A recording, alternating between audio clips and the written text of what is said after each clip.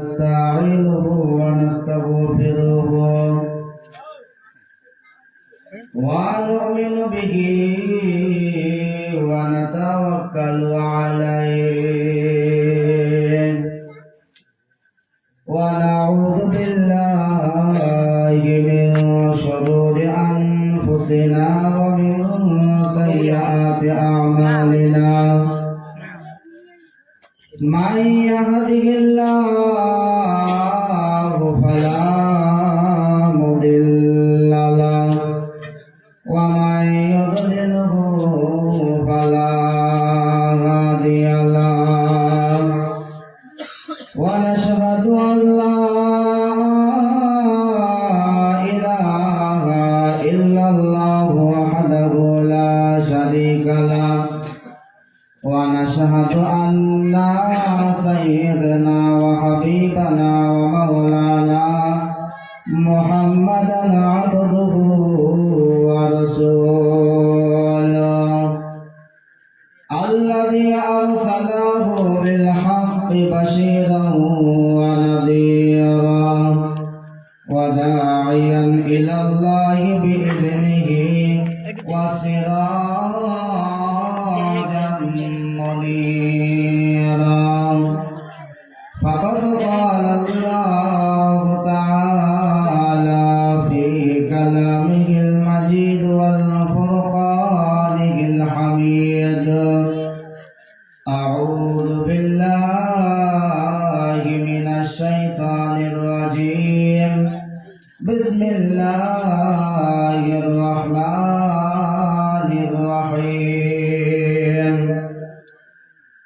إن الله وملائكته يصلون على النبي يا أيها الذين آمنوا صلوا عليه وسلموا تسليما اللهم صل على سيدنا مولانا محمد وعلى آل سيدنا مولانا محمد اللهم صل على سيدنا مولانا محمد وعلى آل سيدنا مولانا محمد بلغ العلا بكماله كشف الدجى بجماله حسنت جميع خصاله صلوا عليه وآله محترم আজকে সভাপতি সাহেব আমার মঞ্চে উপস্থিত ওলামায়ে কিরাম সম্মুখে বসে থাকা দিনদার ইমানদার ভাইয়েরা পর্দার আড়ালে পর্দা নাশিনা মা এবং বোনেরা সকলকে জানাই আন্তরিক শুভেচ্ছা সালাম আসসালামু আলাইকুম ওয়া রাহমাতুল্লাহি ওয়া বারাকাতুহু। দীর্ঘক্ষণ আপনারা বহুত উলামায়ে কিরামদের সম্মুখে থেকে মূল্যবান কথা শুনলেন। আমি আল্লাহর নগণ্য বান্দা, ছোট্ট মানুষ। আল্লাহ আপনাদের সামনে নিয়ে এসেছেন, যতটুকুন পারব কোরআন হাদিস দিয়ে কথা বলব। আল্লাহ যেন আমাকে বলা এবং আপনাদেরকে আমলের সহিত ধৈর্য ধারণ করে শোনা সেই তৌফিক যেন দান করে। সকলে বলেন আল্লাহুম্মা আমিন। আল্লাহ পাকের অশেষ মেহেরবান,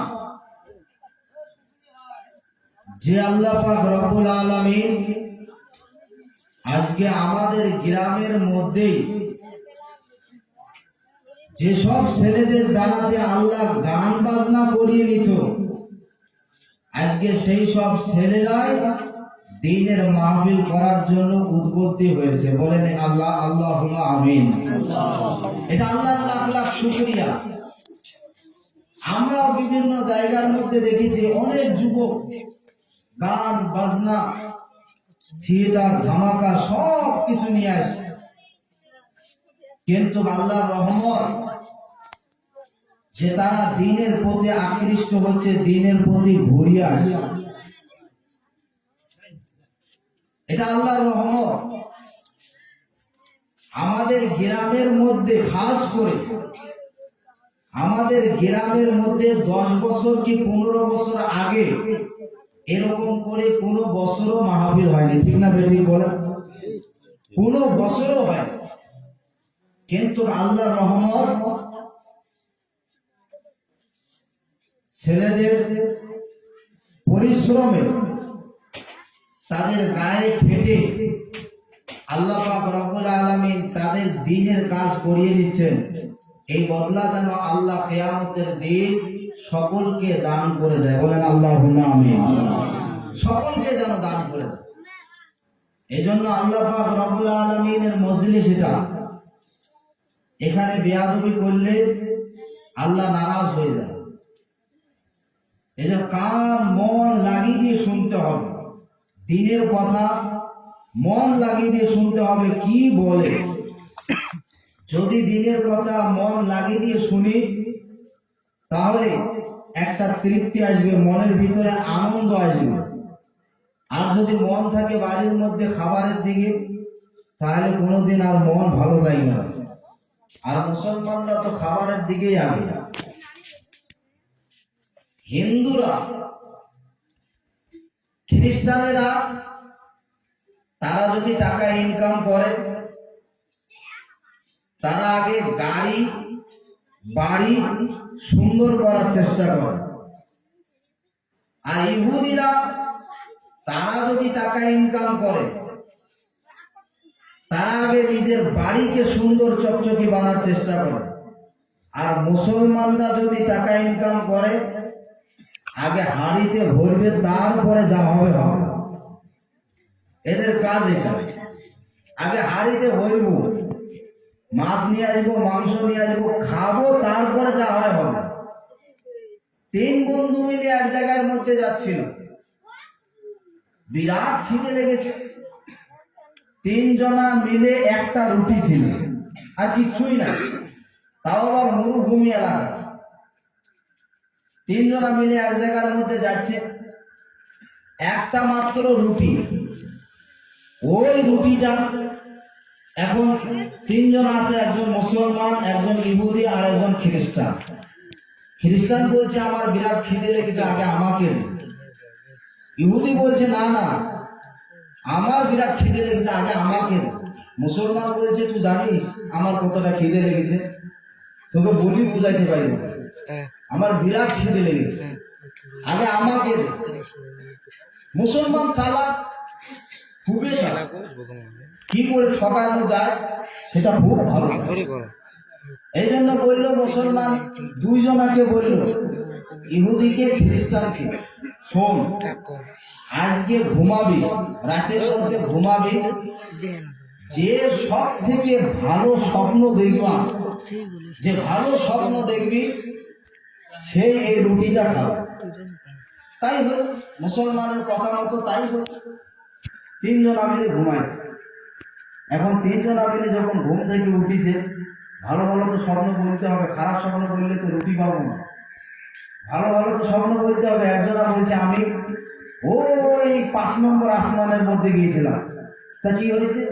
সেখানে গিয়েছি, মুসা আলাইহিস সালামের সঙ্গে দেখা করেছি, নবীর সঙ্গে দেখা মোলাকাত করলাম, আর কত আলিঙ্গ সুবহান, একেবারে গলায় ঝুড়ি হচ্ছে আমার। খ্রিস্টান বলছে, মুসলমান খ্রিস্টানকে বলছে তোর স্বপ্নের খবর? বলছে আমিও গিয়েছিলাম 2 নম্বর আসমান, সেখানে ঈসা আলাইহিস সালাতু ওয়াস সালামের সঙ্গে দেখা করেছিলাম। আমি দ্বিতীয় আসমানের মধ্যে গিয়েছিলাম, সেখানে যে ঈসা আলাইহিস সালামের সঙ্গে দেখা। ঈসা আলাইহিস সালাম আমার সঙ্গে কত আলিঙ্গন, কত মুসাফা, একেবারে আমার উম্মত এসেছে বলে কত মুসাফা। মুসলমান বলছে, তাই তো তোরা এত সুন্দর সুন্দর স্বপ্ন দেখেছিস, কিন্তু আমি তো রুটি তো খেয়ে দিয়েছি রাতের মধ্যে উঠিয়ে, আগেই তো খেয়ে দিয়েছি। তবে যে খেলি কেন? বলছে আমি স্বপ্নের মধ্যে, তোরা তো স্বপ্নের মধ্যে এই দেখেছিস, আমার কাছে রাতের মধ্যে একটা বিরাট ধরনের মোটা লোক এসেছে, একটা বিরাট মোটা লাঠি নিয়ে এসেছে। এখন মোটা লাঠি নিয়ে এসে বলছে রুটি খা, নাহলে তোর মাথা ছিঁড়ব। তো বলছে, আরে বাপরে, তোর কাছে এত বড় মোটা মানুষ এসেছে, এত বড় ভয়ঙ্কর মানুষ, তো তুই আমাদেরকে ডাকিস নি কেন? তো বলছে, তোদেরকে ডাকবো কি করে? কেউ গেছিস 5 নম্বর আসমানে, কেউ গেছিস আবার 2 নম্বর আসমানে, এখন তোদেরকে আমি ডাকবো কি করে? এই জন্য আমি ভয়ের চোটে আগে উঠিয়ে রুটিটাই বেড়ে দিয়েছি, আগে রুটিটা খেয়ে নিয়েছি। এই জন্য খাওয়া দাওয়ার আগে মুসলমান। এই জন্য বলবো, আল্লাহ পাকের রহমতে এটা মজলিস, এই মজলিসে বসে থাকলে গুনাহ মাফ হয়। আল্লাহ পাক রব্বুল আলামিন আমাদেরকে দীর্ঘক্ষণ বসে শোনার তৌফিক দান করলেন। সকলে বলি আল্লাহুম্মা আমিন। আল্লাহর প্রশংসা করি, সকলে বলেন আলহামদুলিল্লাহ। সামনে রোজার মাস, রোজার মাস, এই রোজা আল্লাহ পাক রব্বুল আলামিন আমাদের উপরে ফরজ করে দিয়েছেন। এই রমজানটা এসেছে রমজুন থেকে। রমজানের অর্থ হচ্ছে পুড়িয়ে দেওয়া, জ্বালিয়ে দেওয়া। এই জন্য কেউ যদি রোজা রাখে, কেউ যদি রোজা রাখে, পাটকাঠিকে, ছিন্নকে বা খ্যারকে এক জায়গাতে করলে যেরকম করিয়ে আগুন লাগিয়ে দিলে যেমন পুড়িয়ে ছাই বানিয়ে দেয়, কেউ যদি প্রথম থেকে নিয়ে শেষ পর্যন্ত রোজা রাখে, আল্লাহ পাক রব্বুল আলামিন তার গুনাহ খাতাকে মুছে সাফ করে দেয়। বলেন সুবহানাল্লাহ। একেবারে হাদিস শরীফের মধ্যে আছে, কেউ যদি একটা রোজা রাখে, মাত্র একটা জিন্দা পাখি জন্মের পর থেকে মৃত্যু অবধি যত দূর পর্যন্ত দৌড়াবে, উড়াবে, যত দূর অবধি একটা রোজা রাখলে তত দূর অবধি আল্লাহ পাক রব্বুল আলামিন একটা বান্দাকে জাহান্নাম থেকে তত দূর অবধি মুক্ত করে দেয়। বলেন সুবহানাল্লাহ। এত বড় রমজানের ফজিলত। রমজান মাসে কোরআন তেলাওয়াত করবেন, কোরআন তেলাওয়াত করবেন। এই রমজান মাসে একটা ফরজ যদি কেউ আদায় করে, অন্য মাসে ৭৭টা ফরজ আদায় করার মতো সওয়াব হয়। আর এই মাসে, রমজান মাসে কেউ যদি একটা নফল ইবাদত করে, অন্য মাসে একটা ফরজ আদায় করার মতো সওয়াব হয়। এত বরকতের মাস। এই মাস যার কপালে এসেছে, কেউ যদি গুনাহ মাফ করতে না পারে, আল্লাহ পাক রব্বুল আলামিনের নবী তাদের জন্য বদদোয়া করেছে যে তারা ধ্বংস হয়ে যাক, দুনিয়া থেকে তারা ধ্বংস হয়ে যাক। এই জন্য রমজান মাসে গুনাহ মাফ করার মাস। 11টা মাস ধরে আপনি গুনাহ করলেন, আল্লাহ পাক একটা মাস দিয়েছেন অফার আপনাদের জন্য। এই মাসে গুনাহ মাফ করার জন্য আপনাদেরকে অফার দিয়েছেন। এই জন্য এই মাসে গুনাহ মাফ করার জন্য আপনাদের যেহেতু অফার দিয়েছে, এই মাসে ইবাদত করে গুনাহটা মাফ করে নিতে হবে। এই মাসটা এমনই বরকতের মাস। কোরআন তেলাওয়াত করবেন, এক একটা আয়াতের বিনিময়ে অন্য মাসে যেরকম একটা সওয়াব পাবে, এই মাসে আপনি ৭৭টা সওয়াব পাবেন। বলেন সুবহানাল্লাহ। এত বড় বরকতের মাস। আর কোরআন তো এমনই একটা জিনিস, যার সংস্পর্শে যে কোনো মানুষ আসে, সবাই যদি রূপা হয়ে থাকে সোনা তৈরি হয়ে, আর যদি একেবারে লোহা হয় সোনায় তৈরি হয়ে যায়। এই কোরআন এমন একটা জিনিস। এই জন্য কোরআন আমাদেরকেও পড়তে হবে কোরআন, আপনাদেরকেও পড়তে হবে, সকলকে কোরআন পড়তে হবে। রমজান মাসে বেশি বেশি করে কোরআন পড়ুন। কোরআন পড়তে না জানে ভালো একটা আমল, সব থেকে ভালো একটা আমল বিসমিল্লাহ। সবাই জানে না? সবাই জানে। বিসমিল্লাহির রহমানির রহিম প্রত্যেকটা দিন 17 বার করে শোয়ার সময়তে পড়বে। 17 বার করে। কেউ যদি 17 বার করে বিসমিল্লাহির রহমানির রহিম এইটা পড়ে শোয়, বিশ্বনবী বলে তার 3টে লাভ।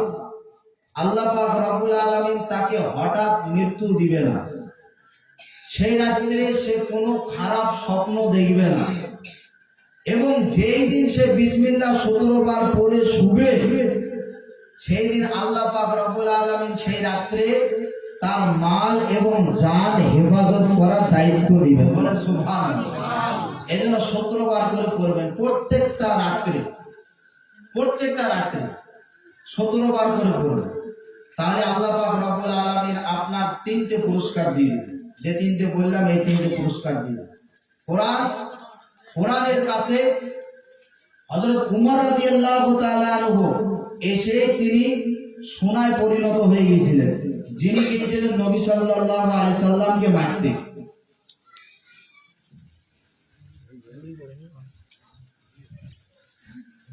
আবু জেহেল, উতবা, সাইবা সকলে মিলে আরবের মধ্যে বলে দিল, যে মুহাম্মাদের মাথাটা কেটে নিয়ে আসতে পারবে, যে মুহাম্মাদের গর্দানটা কেটে নিয়ে আসতে পারবে, তাকে পুরস্কার দেওয়া হবে। সেই পুরস্কারের লোভে হযরত উমর রাদিয়াল্লাহু তাআলা আনহু হাতটা উঠাইছিলেন। ওই হযরত উমর রাদিয়াল্লাহু তাআলা আনহু কাফের কর্তৃক প্ররোচিত হয়ে তিনি মুহাম্মদ সাল্লাল্লাহু আলাইহি ওয়াসাল্লামকে মারার জন্য রেডি হয়েছেন। মারার জন্য যখন যাবেন এমন সময় শুনতে পেলেন তার বাড়ির মধ্যে বোন তার ঈমান নিয়ে এসেছে। হযরত ওমর রাদিয়াল্লাহু তাআলা আনহু বাড়ির মধ্যে ঢুকলেন। বাড়ির মধ্যে ঢোকার সঙ্গে সঙ্গে বললেন, বোন গো, তুমি কি পড়ছো আমাকে একটু বলো। বোনকে বলল, ওগো বোন, তুমি নাকি ঈমান এনেছো, আমি বারবার শুনতে পাচ্ছি, তুমি যে ঈমান এনেছো আমাকে তো তা বলনি। বোন বলল, আমি তো ঈমান এনেছি, কিন্তু তোমাকে তো আমি জানাইনি। হযরত ওমর রাদিয়াল্লাহু তাআলা আনহু বাড়ির মধ্যে ঈমানের এই সুসংবাদ পাওয়ার পর তিনি বাড়ির মধ্যে গেলেন। হযরত ওমর রাদিয়াল্লাহু তাআলা আনহু বাড়ির মধ্যে যাওয়ার পর বাড়িতে দেখলেন বোন কোরআন পড়তেছে। বোন যখন কোরআন পড়তেছে, বোনকে কোরআন পড়া দেখে হযরত ওমর রাদিয়াল্লাহু তাআলা আনহু তিনি বললেন, তুমি কি পড়ছো একটু আমার হাতে তুলে দাও। বোন বলল, আমি তোমার হাতে তুলে দেব না, কারণ তুমি হচ্ছো মুশরিক, তুমি হচ্ছো নাপাক, তোমার হাতে এখন দেওয়া যাবে না। হযরত ওমর রাদিয়াল্লাহু তাআলা আনহু বললেন, বোন গো, তুমি যদি না যাও তাহলে তোমার গায়ের মধ্যে আঘাত করার জন্য আমি তৈরি হয়ে যাব। হযরত ওমর রাদিয়াল্লাহু তাআলা আনহু গায়ের মধ্যে আঘাত করার জন্য তৈরি হয়ে গেলেন। শরীরের মধ্যে যখন আঘাত করতে লাগলেন, উল্টা পিঠ দিয়ে পিটাইতে পিটাইতে হযরত ওমর রাদিয়াল্লাহু তাআলা আনহু বোনকে ঘর থেকে আঙিনার মধ্যে নিয়ে এসেছে। আঙিনার মধ্যে যখন নিয়ে এসেছে, বোন বলছে, তুমি যতক্ষণ পর্যন্ত আমাকে পিটাইতে পারো পিটাও, কিন্তু আমি কোনোদিনও ঈমানটা ছাড়ব না। বলেন সুবহানাল্লাহ। কোনোদিনও আমি ঈমান ছাড়ব না। ঈমানে এত তৃপ্তি পেয়েছি, কোরআন পড়তে আমি এতটা তৃপ্তি পেয়েছি, কোনোদিনও আমি ঈমান ছাড়ব না। হযরত ওমর রাদিয়াল্লাহু তাআলা কোনো সময় ঈমানটা ছাড়েননি। এই জন্য বলবো, সকলকে বলবো, আপনারাও কোরআন পড়বেন, রমজান মাসে কোরআন পড়বেন, রমজানুল মুবারকে কোরআন পড়বেন। কোরআন পড়লে আল্লাহ পাক রব্বুল আলামিন সওয়াব দিবে। বোন বলল, আমি তোমার হাতে তুলে দেব না, তুমি তো মুশরিক, তুমি তো কাফের, এখনো পর্যন্ত তুমি যদি গোসল করে যদি পবিত্র হয়ে যাও তাহলে তোমার হাতে আমি তুলে দেব। হযরত ওমর রাদিয়াল্লাহু তাআলা আনহু তিনি গোসল করলেন, পাক পবিত্র হয়ে গেলেন। পাক পবিত্র হওয়ার পর ওই হযরত উমর রাদিয়াল্লাহু তাআলা আনহু কোরআনটা হাতের মধ্যে তুলে নিলেন। কোরআনটা যখন নিয়ে পড়তে লাগলেন, পড়ার সঙ্গে সঙ্গে তার চোখ দিয়ে পানি চলে আসে। পানি যখন চলে আসে, হযরত উমর রাদিয়াল্লাহু তাআলা আনহু বোনকে বলল, বোন গো, তাড়াতাড়ি করে আমাকে নিয়ে চলো বিশ্বনবীর দরবারে। বিশ্বনবীর দরবারে আমাকে তাড়াতাড়ি নিয়ে চলো। হুজুর সাল্লাল্লাহু আলাইহি ওয়াসাল্লামের কাছে যখন হযরত ওমর যাচ্ছেন, তরবারিটা হাতের মধ্যে, সাহাবীরা সবাই হাতের মধ্যে সবাই দাঁড়িয়ে আছেন। হুজুরকে বললেন, হুজুর, হযরত ওমর আসতেছে আপনাকে মারার জন্য। আল্লাহর নবী সাল্লাল্লাহু আলাইহি ওয়াসাল্লাম বললেন, ওকে আসতে দাও, তোমরা কোনো ডিস্টার্ব করো না। হযরত ওমর যখন বিশ্বনবী সাল্লাল্লাহু আলাইহি ওয়াসাল্লামের কাছে আসলো, আসার সঙ্গে সঙ্গে হযরত ওমরকে বললেন, ওমর, তোমার খবর কি বলো? আল্লাহর নবী সাল্লাল্লাহু আলাইহি ওয়াসাল্লাম যখন এই কথা বলেছেন, ওমর বলছেন, ইয়া রাসূলুল্লাহ, ইয়া হাবিবাল্লাহ, আমি যখন কোরআন তেলাওয়াত করেছি, কোরআন আমার মনটাকে প্রশান্তি করে দিয়েছে, ঈমানের প্রতি আমাকে উদ্বুদ্ধ করে দিয়েছে। ওগো নবী, আপনি তাড়াতাড়ি করে আমাকে কালেমা পড়ে মুসলমান বানিয়ে নেন। ওই হযরত ওমর রাদিয়াল্লাহু তাআলা আনহু ঘোষণা দিলেন, আশহাদু আল্লাহ ইলাহা ইল্লাল্লাহ ওয়া আশহাদু আন্না মুহাম্মাদান আবদুহু ওয়া রাসূলুহু। তিনি কালেমা পড়ে মুসলমান হয়ে গেলেন। বলেন সুবহানাল্লাহ। এই কোরআনে না তো টান, কোরআন যে পড়ে সেই মুসলমান হয়, কোরআন যে ইস্তের পড়ে সেই মুসলমান হয়। বিশ্বনবী সাল্লাল্লাহু আলাইহি ওয়াসাল্লাম কাবা ঘরের পাশে বসে কোরআন তেলাওয়াত করছেন। মক্কা মুকাররমার মধ্যে সেই সময় ছিল হজের মৌসুম। হজ করার জন্য মানুষেরা বিভিন্ন দেশ থেকে, দেশান্তর থেকে সবাই হজ করার জন্য হজ যাত্রীরা এসেছে। হজ করার জন্য যখন এসেছে, সবাই বিশ্বনবী সাল্লাল্লাহু আলাইহি ওয়াসাল্লামের দেশের মধ্যে হজ করার জন্য এসেছে। তাবু টাঙিয়ে আছে। আবু দেখেন তাবুতে তাবু দিয়া বলছে, আমাদের দেশের মধ্যে একটা পাগল আছে, খবরদার সেই পাগলের কাছে তোমরা যেও না। পাগল কি বলে তা তোমরা শুনবাও না, পাগলের কথাও তোমরা শুনবা না। পাগল কি বলে তোমরা খবরদার শুনবাও না। দেশ থেকে, দেশান্তর থেকে, দেশ বিদেশ থেকে লোকেরা ভাবলো, এ কেমন পাগল হতে পারে? আমরা তো আমাদের দেশের মধ্যে পাগল দেখেছি, কিন্তু আমাদের দেশের মধ্যে আমাদের নেতারা তো কোনোদিন মানা করে না পাগলের দেখার জন্য। এ কেমন পাগল হতে পারে?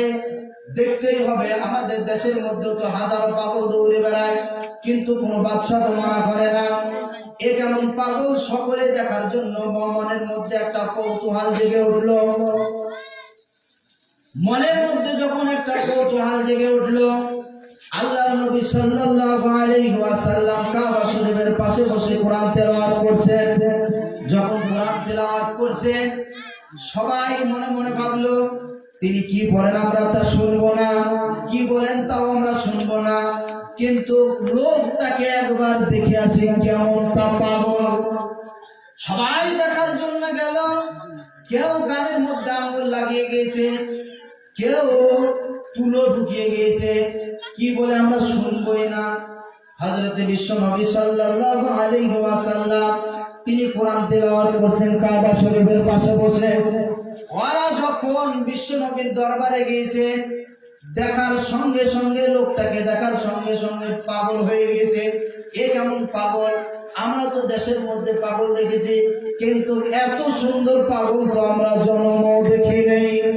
তারা চেহারা দেখে পাগল হয়ে গিয়েছে। এ কেমন করে পাগল হতে পারে? এত সুন্দর মানুষ, এত সুশৃঙ্খল মানুষ, এত সুন্দর মানুষ কি করে পাগল হতে পারে? আমরা তো আমাদের দেশের মধ্যে পাগল দেখেছি, বোতামের কোনো ঠিক থাকে না, উপরকার বোতাম নিচে লাগানো থাকে, নিচেকার বোতাম উপরে লাগানো থাকে, দাড়ির কোনো ঠিক থাকে না, মুছের কোনো ঠিক থাকে না। কিন্তু এত সুন্দর মানুষ তো আমরা জীবনেতে দেখিনি। বিশ্বনবী সাল্লাল্লাহু আলাইহি ওয়াসাল্লাম এত সুন্দর ছিলেন। হযরত আবু হুরায়রা রাদিয়াল্লাহু তাআলা আনহু তিনি বলছেন আমি একবার হুজুরকে আমার বাড়িতে দাওয়াত দিয়েছিলাম। সেই রাতটা ছিল পূর্ণিমার চাঁদের রাত। হুজুর আমার বাড়ির মধ্যে গিয়েছেন, খাওয়া দাওয়া করে আমার বাড়ির মধ্যে উঠোনের মধ্যে দাঁড়িয়ে আছেন। আল্লাহর নবী সাল্লাল্লাহু আলাইহি ওয়াসাল্লাম উঠোনের মধ্যে যখন দাঁড়িয়ে আছেন, আমার মা একবার হুজুরের দিকে তাকায়, আরেকবার ওই পূর্ণিমার চাঁদটার দিকে তাকায়, একবার হুজুরের দিকে তাকায়, আরেকবার ওই পূর্ণিমার চাঁদটার দিকে তাকায়। আবু হুরায়রা বলেন, আমি সহ্য না করতে পেরে মাকে জিজ্ঞাসা করলাম, মা গো, একবার দেখছি হুজুরের দিকে তাকান, আর একবার ওই বিশ্ব নবীর দিকে তাকান, একবার ওই চাঁদ পূর্ণিমার চাঁদটার দিকে তাকান, কারণটা কি? হযরত আবু হুরায়রা রাদিয়াল্লাহু তাআলা আনহুর মা বললেন, বাবা গো, আমি তোমার হুজুরের দিকে একবার তাকাই, আরেকবার ওই পূর্ণিমার চাঁদটার দিকে তাকাই, আমার কাছে মনে হয় ওই পূর্ণিমার চাঁদটা হুজুরের চেহারার কাছে হার মেনে গেছে। বল সুবহানাল্লাহ। এতটা সুন্দর ছিলেন, এতটা বিশ্বনবী সাল্লাল্লাহু আলাইহি ওয়াসাল্লাম সুন্দর ছিলেন। আল্লাহর নবী সাল্লাল্লাহু আলাইহি ওয়াসাল্লাম বসে কোরআন তেলাওয়াত করছেন।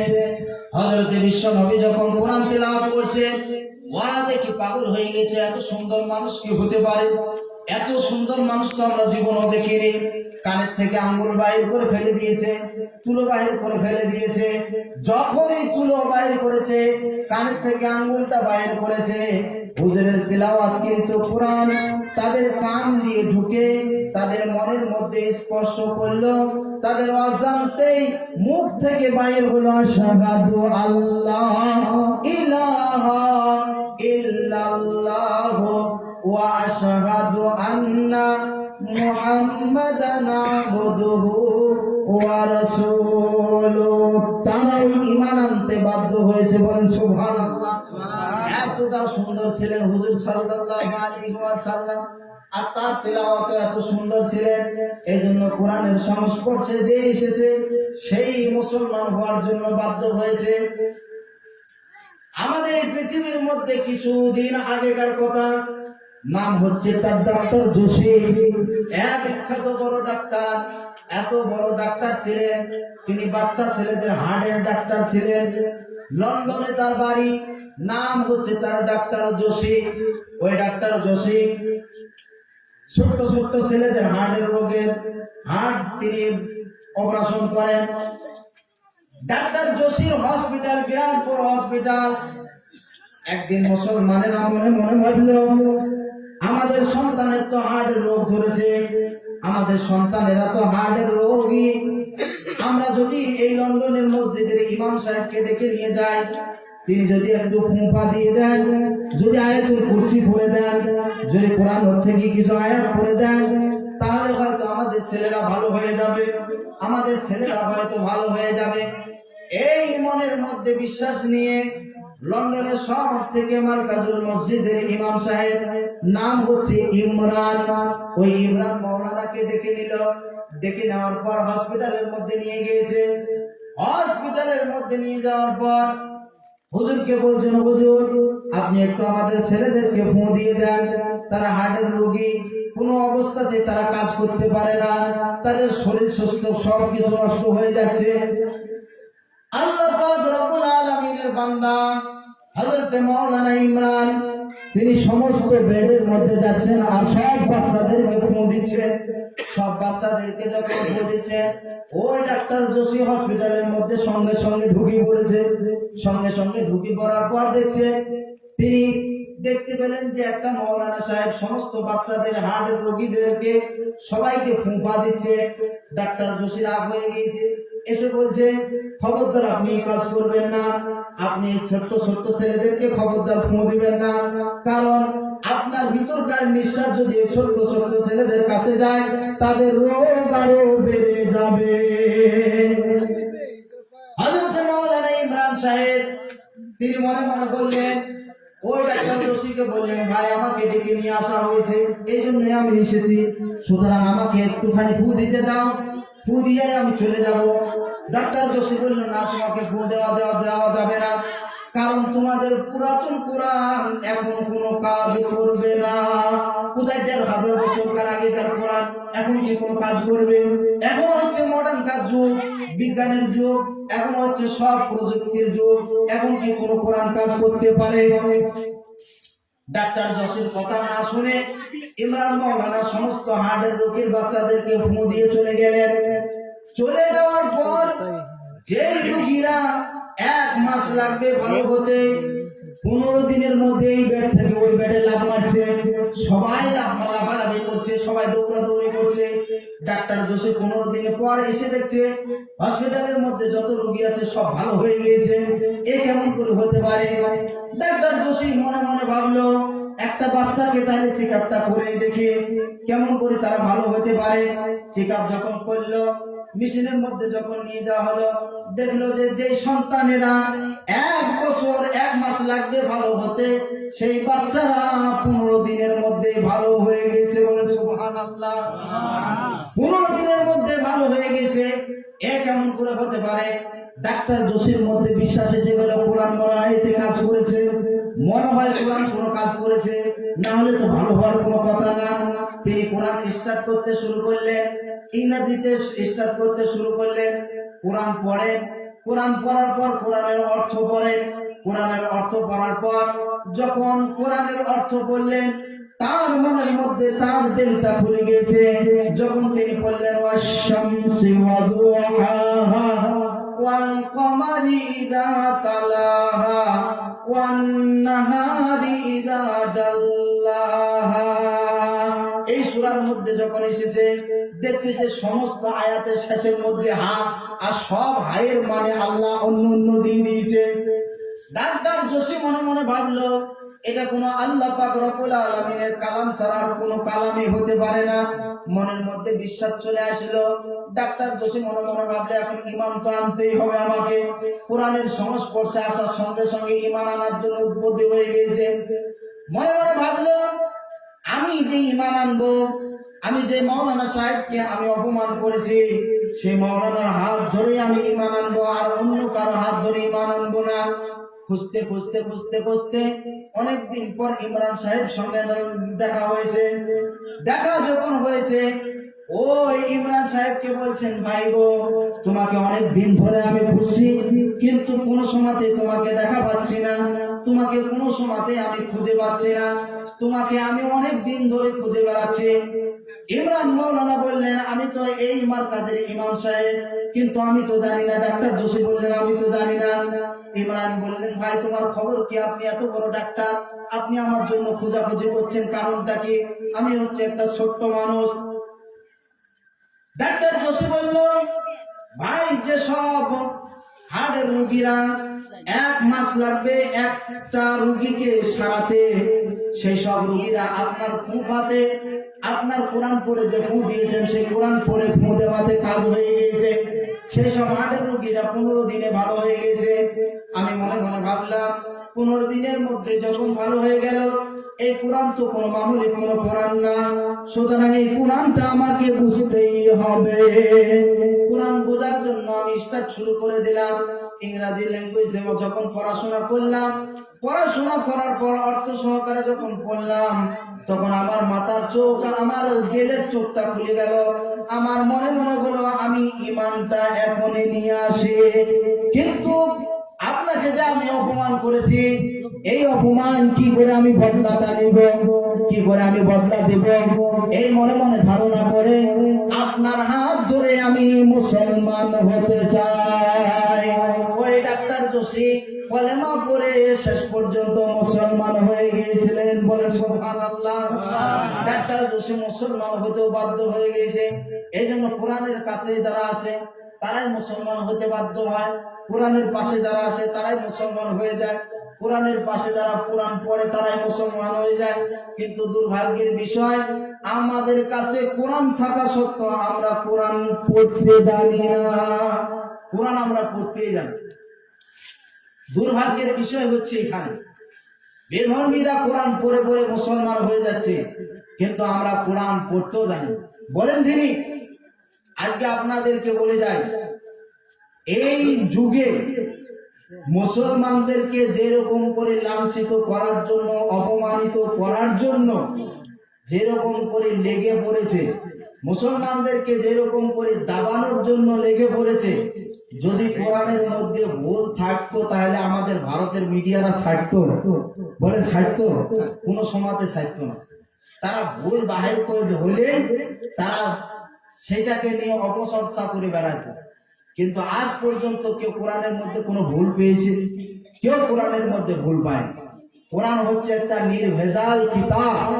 এই কোরআন যারাই পড়ে তারাই মুগ্ধ হয়ে যায়। বিশ্বনবী সাল্লাল্লাহু আলাইহি সাল্লাম কোরআন পড়তেন, আর আবু জেহেল পর্যন্ত এসে কোরআন শুনত। আল্লাহ নবী সাল্লাল্লাহু আলাইহি ওয়াসাল্লাম তিনি তার আদত মুবারক অনুযায়ী প্রত্যেক রাত্রে তিনি কোরআন তেলাওয়াত করতেন, প্রত্যেক রাত্রে তিনি কোরআন পড়তেন। একদিন তিনি কোরআন পড়তেছেন, আবু জেহেল, উতবা, সাইবা, মুগীরা, আবু